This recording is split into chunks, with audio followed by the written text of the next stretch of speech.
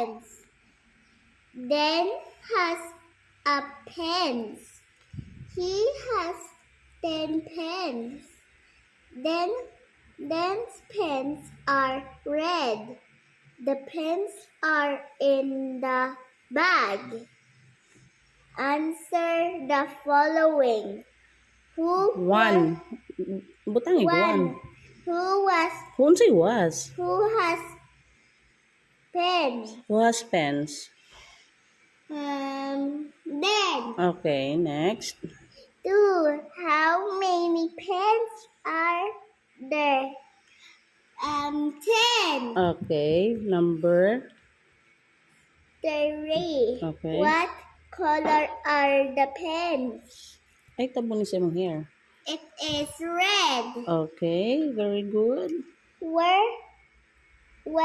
are the pens? In the bag. Wow, congratulations!